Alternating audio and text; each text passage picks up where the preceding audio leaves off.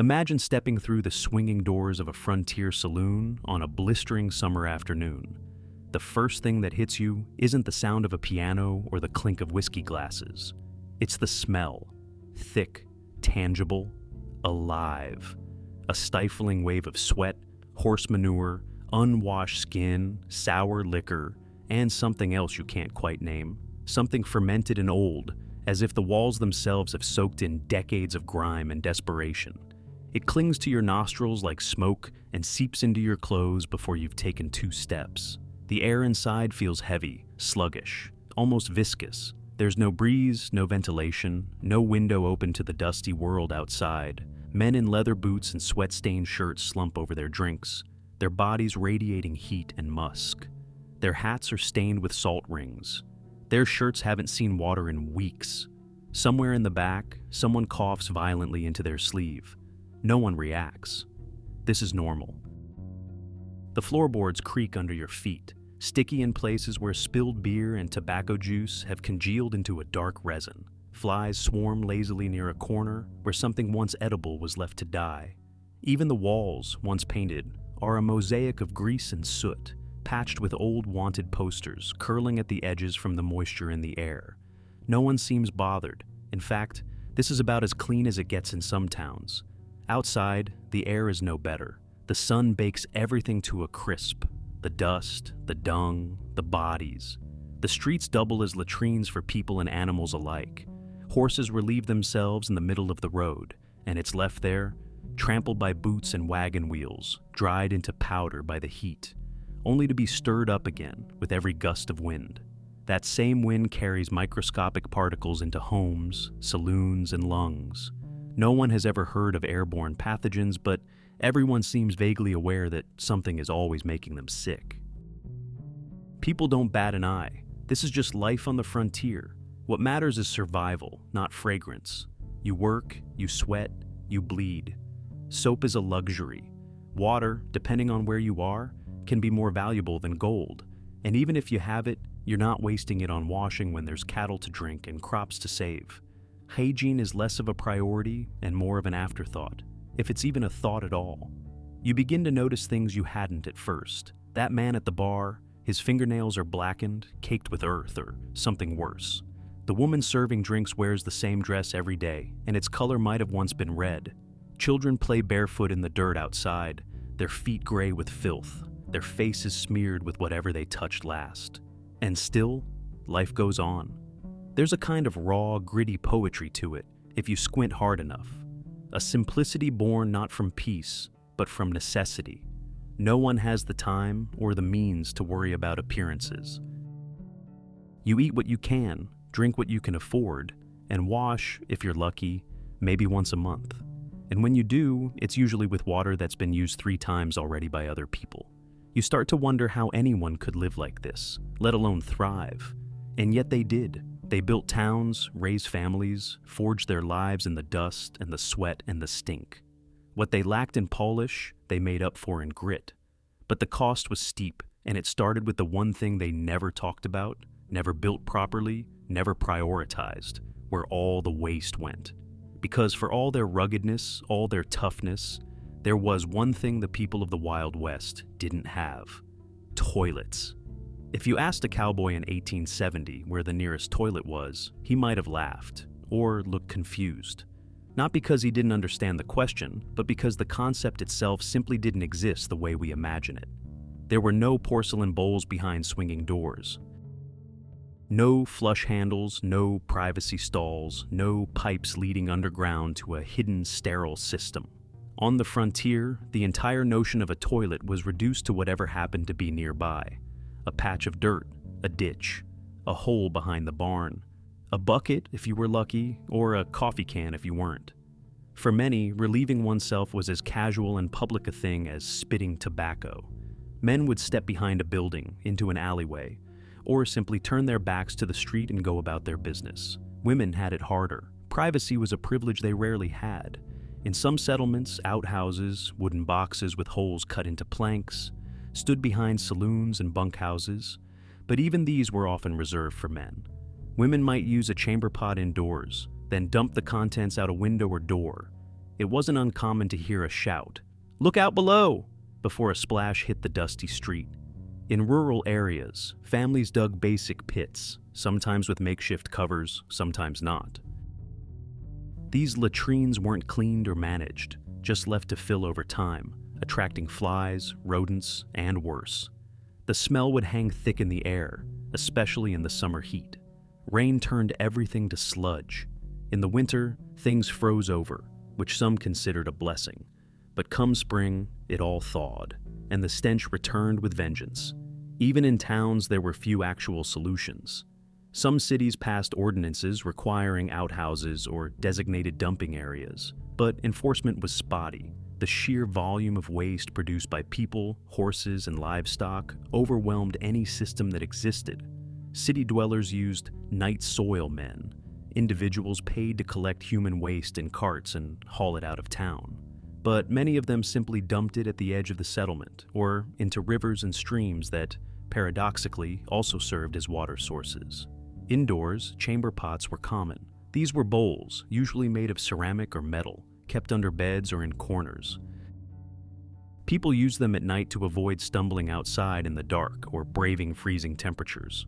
In boarding houses, a single chamber pot might be shared among multiple guests.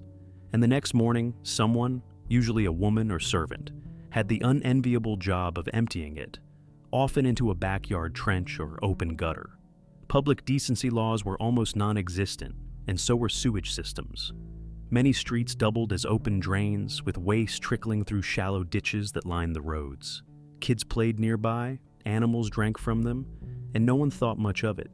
People got used to it, just like they got used to dust storms, gunfire, and drought. The body adjusted, or it didn't. Travelers on the move, cowboys, pioneers, miners, had even fewer options. Their bathrooms were the open plains, forests, or rocky outcrops. No toilet paper, no wipes. Leaves, grass, smooth stones, or nothing at all. Some carried cloth rags they reused until they disintegrated. Hygiene wasn't just low on the list, it wasn't even on the list. And yet, despite the discomfort, the dangers were rarely discussed. It was impolite, even shameful, to talk about waste. What mattered was getting the job done and moving on. Whether you were in a prairie shack, a one-room saloon, or a dusty mining camp, the rules were the same. When nature called, you handled it however you could, and then forgot about it. There was no sanitation, no privacy, and certainly no dignity. Just a hole, a bucket, a bush. That's how it was, normal, expected, until the consequences started piling up. The cities of the Wild West were alive with noise, dust, and movement, but they were also soaked in a stench so overwhelming it could make a newcomer reel. Forget the romantic image of bustling frontier towns with wooden sidewalks and swinging saloon doors. The real streets were breathing organisms of decay, drenched in layers of filth that never fully dried, never truly vanished. Even the wind, that ever-present companion of the Western Plains, became a curse, carrying the foul mix through alleys, windows, and into the mouths and lungs of everyone unlucky enough to breathe. At first light, towns already reeked. Waste from the night, both human and animal, lined the streets. Horse droppings, urine, vomit, rotting food scraps, and chamber pot contents all mingled in shallow trenches dug alongside roads. These gutters were meant to carry away debris, but in reality, they became open sewers, clogged with muck that baked in the sun by midday. The result? A sour, acrid odor that hovered constantly, penetrating clothing and clinging to hair and skin like invisible tar. Dead animals were another part of daily reality. Horses that collapsed from exhaustion or illness weren't always hauled away immediately. Sometimes they were left to rot where they fell, especially on the outskirts of town. In smaller settlements without proper burial services or strong enough men to move a large carcass, a dead mule might lie in the street for days, bloating and bursting in the heat. Stray dogs and vultures would pick at it, adding their own scent to the foul mix. Locals would walk past, holding a cloth over their noses if they could afford one, but mostly they just endured it. Butchers and tanneries contributed their share. Blood from slaughtered animals ran freely across back alleys, Bones, hooves, and entrails were tossed behind buildings or buried shallowly, only to be dug up by scavengers. Fishmongers discarded spoiled goods into rivers that doubled as both water supply and garbage dump. And when wind shifted, the scent of rotting meat would waft through every home, every street, every breath. The inside of buildings wasn't much better. Without proper waste management or air circulation, rooms trapped smells, body odor, stale food, mold. In boarding houses, the aroma of dozens of unwashed bodies crowded into close quarters turned the air sour. In some places, residents nailed blankets over windows just to dull the smell coming in from the streets. In others, they simply sealed everything shut and lit oil lamps or burned herbs to mask the odor, trading one form of suffocation for another. Laundry rarely helped. Washing clothes was time-consuming and water-intensive. Most garments went weeks without a proper cleaning, and even when they were washed, the water itself was often murky and reused. Hanging clean linens outside was a gamble. Exposing them to city air meant they could come back in smelling worse than before. People adapted by wearing perfumes, tobacco, or even rubbing strong-smelling herbs on their skin just to overpower the ambient odor. Even churches and schools weren't spared. On Sunday mornings, congregants packed into chapels smelling of sweat, horses, and mildew. In classrooms, children sat on benches with stained clothing, breathing the same heavy air. And everywhere, people accepted it as the price of frontier life. You lived among your animals, your neighbors, your garbage, and your own waste. Eventually, some towns attempted reforms. They hired street sweepers, built rudimentary waste pits, even experimented with basic plumbing. But the results were inconsistent, and progress was painfully slow. The stink never truly left. It simply changed forms, moved from the open street to the crowded alley, from the town center to the far edges where waste was dumped and forgotten. To visit one of these towns today with modern senses would be like stepping into a nightmare, where every breath feels thick, every wall oozes with something old, and every gust of wind threatens to knock you flat with nausea.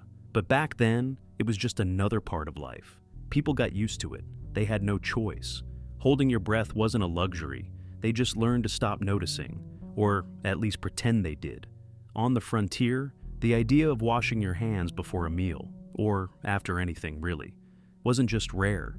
It was practically unknown. Soap was scarce, water was precious, and the link between cleanliness and health was still a distant concept in most minds. People built barns before bathrooms, dug wells before they thought about waste, and raised cattle with more concern than how many microbes clung to their fingertips. Dirty hands weren't an accident. They were a permanent state of being. A cowboy could spend the day branding cattle, cleaning hooves, mucking out stables, then walk straight into a saloon, grab a chunk of meat with his bare hands, and tear into it without blinking.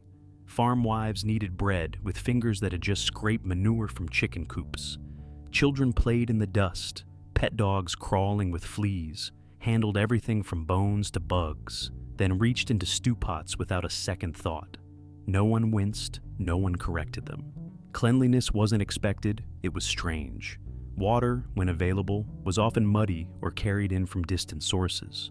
Families might have one shared basin for all their needs, washing faces, hands, dishes, clothes. And that basin wasn't emptied after each use. People took turns. The same water that cleaned someone's feet in the evening might wash another's face in the morning. Soap, often homemade and lye-based, was abrasive and harsh, used more for scrubbing floors than skin. It burned, cracked knuckles, and was used sparingly. But nowhere was the lack of hand washing more dangerous than in the hands of those meant to heal. Frontier doctors were few, often self-taught, and worked under horrific conditions. They rode from town to town with blood-stained satchels, rusted instruments, and hands that had touched the sick, the wounded, the dying, and the dead. There were no gloves, no antiseptics, no concept of sterilization. A doctor could assist in delivering a baby right after amputating a gangrenous limb without ever rinsing his hands.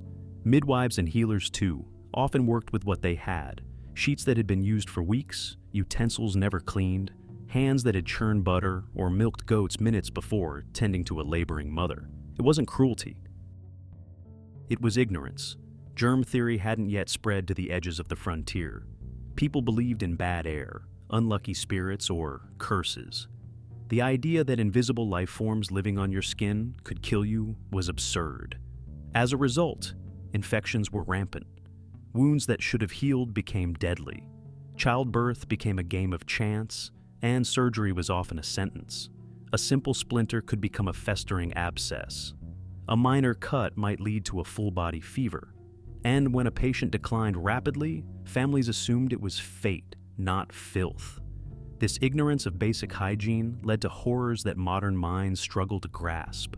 Mass outbreaks of illness swept through towns, often traced back to a single shared item: a water pump, a butcher's knife, or the hands of a caregiver. Fevers spread like wildfire, children wasted away.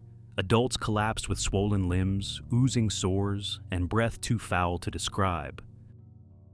The hands that cradled them, held them, and tried to help, those same hands were often the source. And yet, no one looked at their fingers with suspicion. Hands were tools, calloused, cracked, sunburnt, trusted.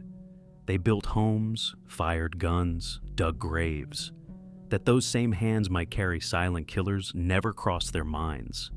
There were no health inspectors, no regulations, no posters warning about cleanliness.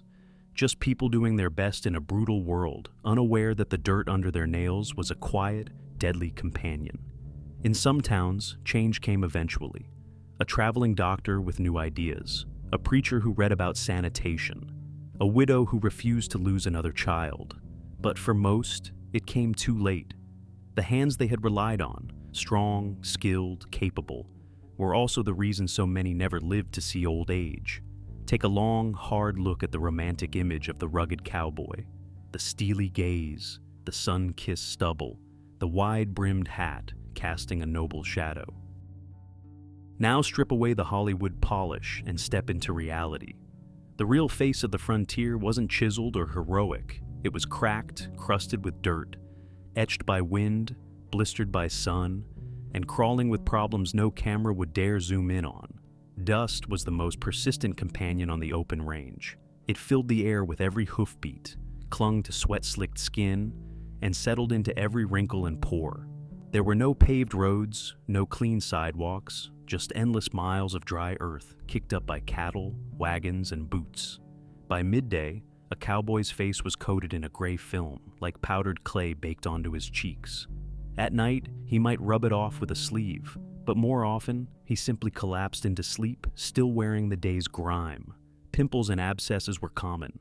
The combination of dust, sweat, and bacteria created the perfect breeding ground for skin infections. Acne didn't end with adolescence. It plagued men well into adulthood. Large inflamed boils could linger for weeks, sometimes turning into open sores. Some developed rashes from sleeping on lice-infested bedding. Others scratched themselves raw without realizing they were spreading more filth with every touch. And then there were the lice, tiny invaders that found comfort in the warm, unwashed scalps beneath sun-bleached hats. Head lice were rampant. Without access to shampoo or even regular washing, they spread quickly and settled deep. Hairbrushes were rare and usually shared, making the infestation worse. The constant itching was maddening.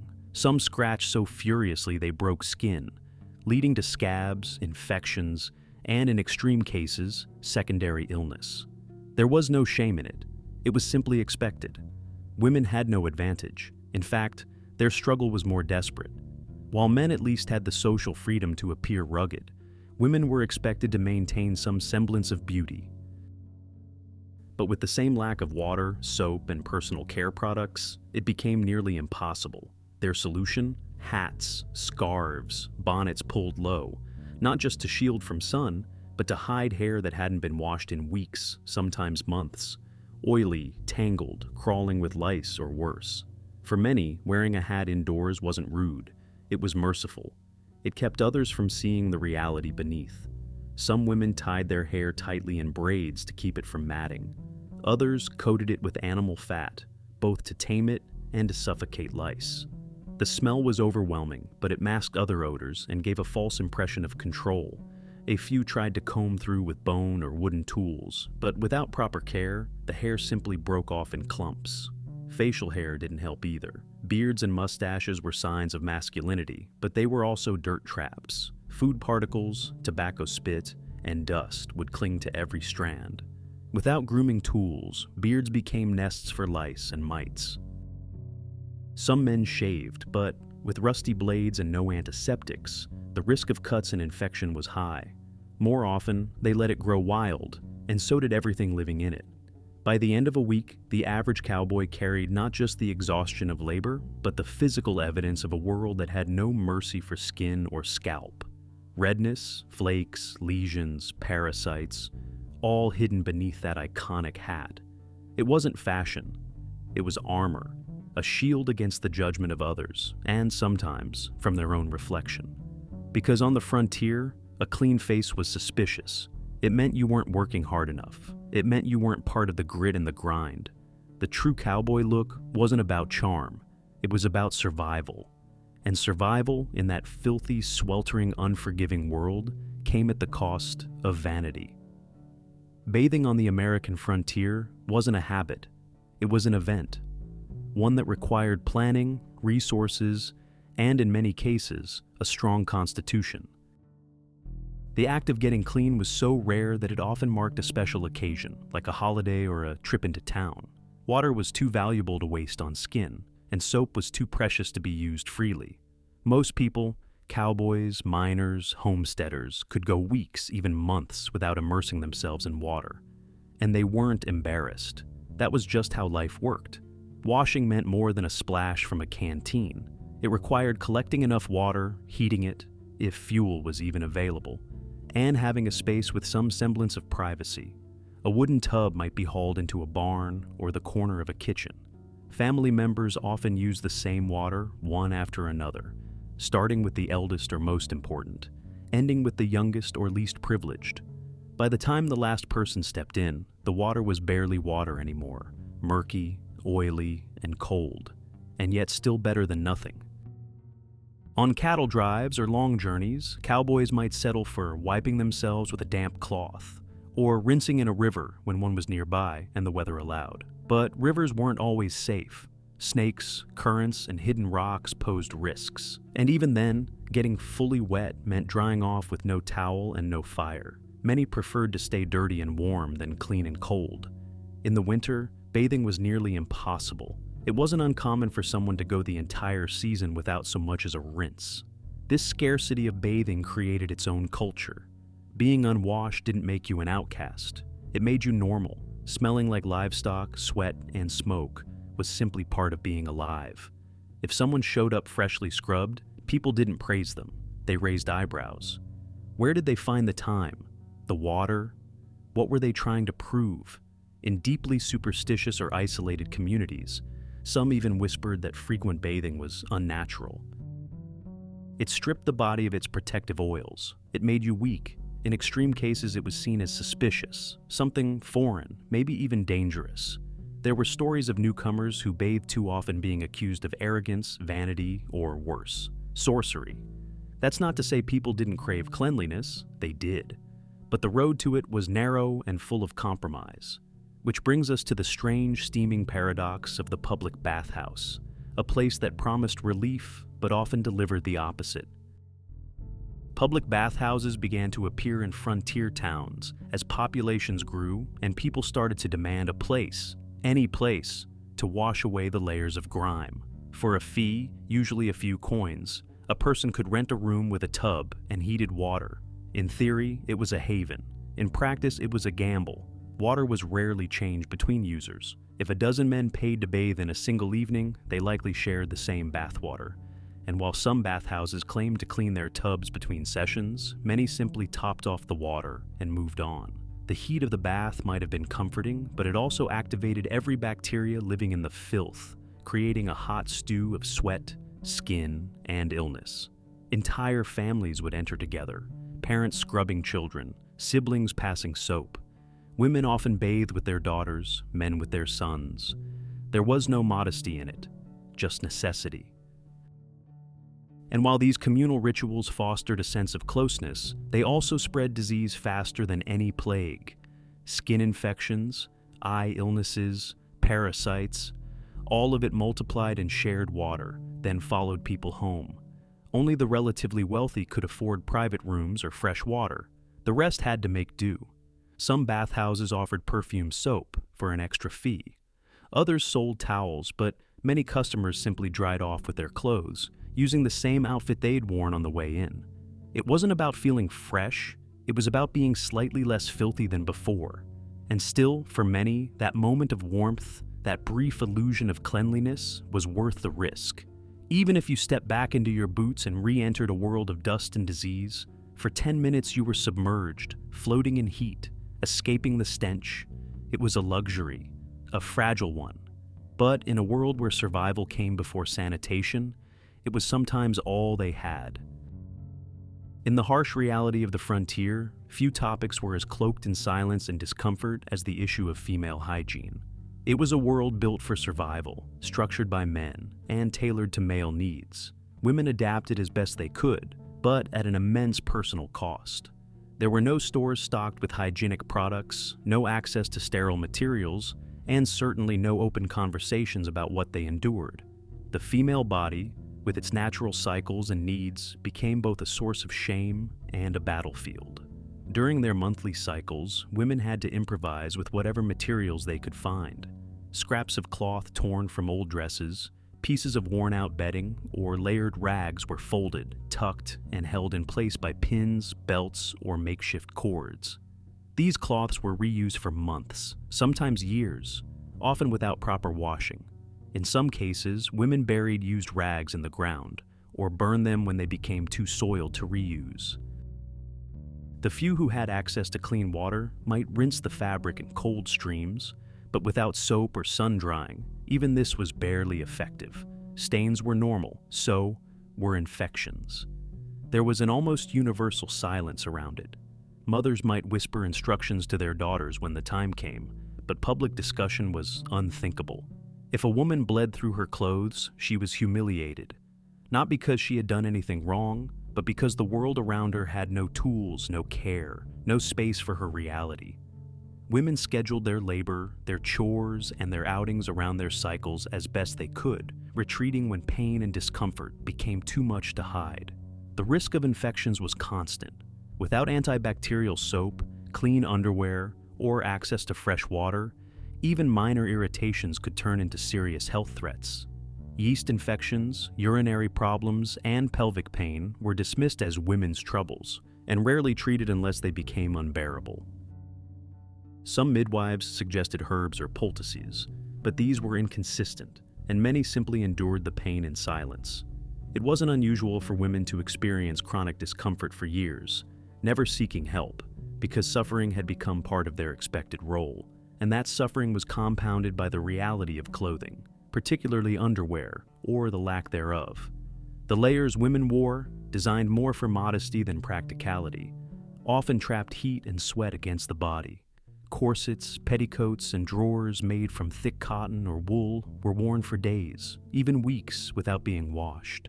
Changing undergarments regularly was considered a luxury, and sometimes a suspicious behavior.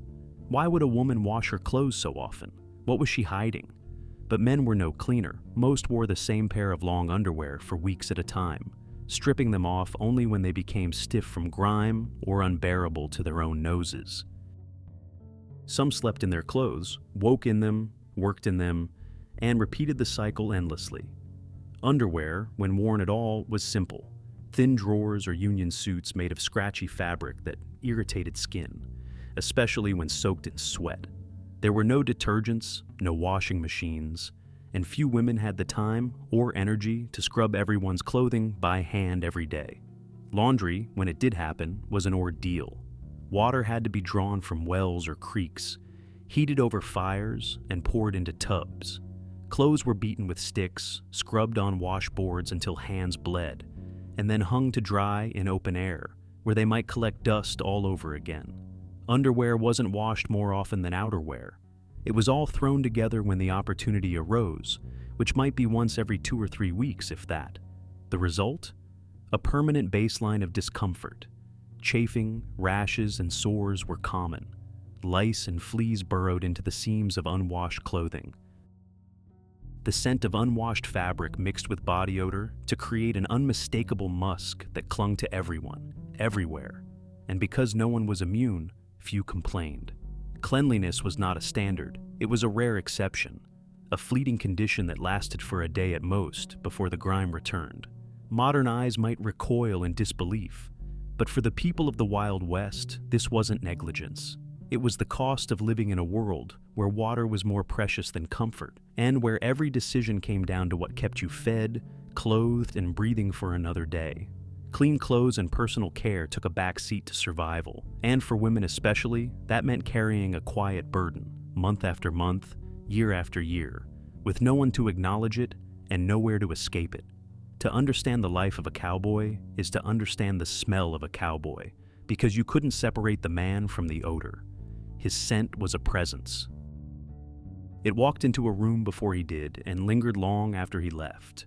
It wasn't just sweat or dirt. It was a whole ecosystem of aromas that clung to him like a second skin, one that told the story of every mile ridden, every night spent under open skies, every saloon door pushed open with dusty boots. The bass note was always sweat. Not the clean, fleeting sweat of exercise, but the deep, embedded kind that soaked into every layer of clothing and skin and never fully left. It came from hours spent in the saddle beneath a punishing sun, from wrestling cattle through choking dust, from sleeping in the same unwashed shirt night after night. The smell of dried sweat, sun-baked and fermented, had a sour sharpness that mixed with dust and body oils into something uniquely human, but far from pleasant. Then there was the horse. Cowboys lived in close contact with their animals. They rode them, fed them, cleaned them, sometimes slept beside them. The earthy musk of horsehair, manure, and leather tack rubbed off on everything. Saddles soaked with animal sweat, boots splattered with dung, reins that had passed through wet hands and horse mouths. This wasn't just gear. It was a source of continuous odor that transferred to the rider's own body like an unwelcome gift. Leather added another layer. Belts, boots, gloves, holsters, all baked in the sun, soaked in rain, then left to dry on the body. The smell of aging leather, oily, musty, slightly sweet, might be nostalgic today, but in the 19th century it was overpowering when mixed with the human scents surrounding it.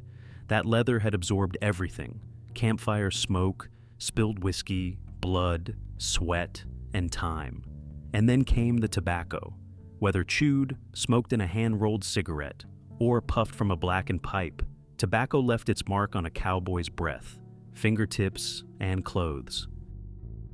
The pungent, bitter tang of cheap tobacco filled their lungs, stuck to their mustaches, and mingled with the scent of their spit, which was often smeared on boots, saddles, or the dusty floor beneath them. Alcohol layered in too. Whiskey was the cowboy's reward, his medicine, his escape. Its sharp medicinal burn hung on his breath, mixed with the residue of stale bread, salted meat, or whatever game he had last managed to cook. For many, the smell of liquor wasn't occasional, it was constant. Combined with rotting teeth and rarely washed tongues, it produced a breath so foul it could empty a room. Baths were rare, deodorants didn't exist. Cologne was for the wealthy or the foolish. Cowboys tried what they could, rubbing sage or pine needles under their arms, wiping down with wet rags, occasionally dunking in cold rivers. But these efforts were fleeting, erased within an hour by dust, heat, and sweat. Soap, when available, was coarse and smelled strongly of lye or fat. After use, it left a dry, acrid scent on the skin, better than nothing, but far from fresh.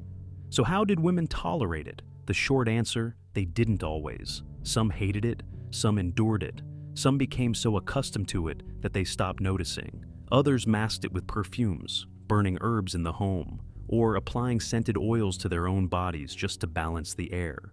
In some households, wives forced their husbands to at least rinse off before coming to bed. In others, there was no such option. Everyone smelled, so no one complained. But behind every slow dance at a barn gathering, behind every flirtatious smile in a dusty saloon, there was this silent truth. The man standing there reeked of the life he led, of animals, fire, dust, and hard labor. His scent wasn't a flaw, it was a badge, and to live with him meant embracing the frontier in its rawest form, stench and all. A smile on the American frontier was rarely something to celebrate. More often, it was a grim, toothless grimace, a flash of blackened stumps, inflamed gums, or simply empty space where teeth used to be. In the Wild West, dental hygiene was nearly non-existent, and the result was a mouthful of pain, rot, and unspeakable odor. A clean, full set of teeth was so rare, it might have been mistaken for witchcraft. Toothbrushes did exist in the 1800s, but few on the frontier owned them. If someone did brush, it was with a crude homemade tool, a twig frayed at one end, or a strip of cloth wrapped around a finger. There was no toothpaste, only baking soda, salt, crushed charcoal, or sometimes just water. None of these remove bacteria. Most just scratch the surface, literally. For many, the act of brushing was too time-consuming or too foreign. Eating tough meat, chewing tobacco, and drinking harsh alcohol took priority. Cleaning afterward, that was a luxury for city folk. As a result, cavities formed quickly, gums bled constantly, infections festered below the surface, sending waves of pain through jaws and skulls.